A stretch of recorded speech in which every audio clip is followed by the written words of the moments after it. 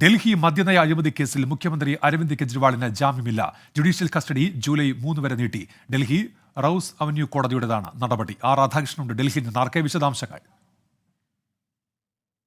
കെജ്രിവാളിന് തിരിച്ചടിയാണ് ഇപ്പോഴും ഉണ്ടായിരിക്കുന്നത്. കെജ്രിവാളിൻ്റെ അപേക്ഷ ഇപ്പോൾ പരിഗണിക്കാൻ പറ്റുന്ന സാഹചര്യമല്ല എന്ന് വിലയിരുത്തിയാണ് കോടതിയുടെ നടപടി. ജൂലൈ 2 വരെ അദ്ദേഹത്തിന് ജുഡീഷ്യൽ കസ്റ്റഡിയിൽ തുടരേണ്ടി വരും. കെജ്രിവാളിനെ സംബന്ധിച്ച് ഈ ഒരു കാലയളവ് രാഷ്ട്രീയമായിട്ട് തന്നെ വലിയ ഒരു പ്രശ്ന ബാധിത ആയതുകൊണ്ട് തന്നെ വലിയ സങ്കീർണമായിട്ടുള്ള ഒരു അവസ്ഥയിലേക്ക് കാര്യങ്ങളെ കൊണ്ടെത്തിക്കും. നമുക്കറിയാവുന്ന പോലെ ഡൽഹിയിൽ വ്യത്യസ്തങ്ങളായിട്ടുള്ള വിഷയങ്ങൾ, പ്രത്യേകിച്ച് ജലവുമായി ബന്ധപ്പെട്ടിട്ടുള്ള വിഷയങ്ങളൊക്കെ നടക്കുന്ന ഒരു പശ്ചാത്തലത്തിൽ മുഖ്യമന്ത്രി ജയിലിനുള്ളിൽ കഴിയേണ്ടി വരുന്നത് എത്രത്തോളം രാഷ്ട്രീയമായിട്ട് ആം ആദ്മിയെ സംബന്ധിച്ച് മുന്നോട്ട് കൊണ്ടുപോകാൻ സാധിക്കും എന്നതടക്കമുള്ള ചോദ്യങ്ങൾ ഉയർത്തുന്നതാണ് ഇന്നത്തെ കോടതിയുടെ തീരുമാനം. 2-ാം തീയതി വരെ ജുഡീഷ്യൽ കസ്റ്റഡിയിൽ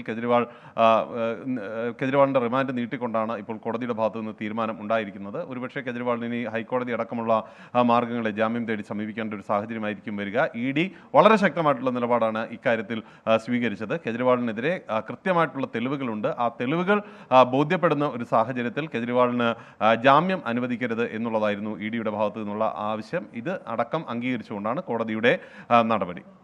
രാധാകൃഷ്ണനാണ് ഡൽഹിയിൽ നിന്ന് വിശദാംശങ്ങൾ നൽകിയത്.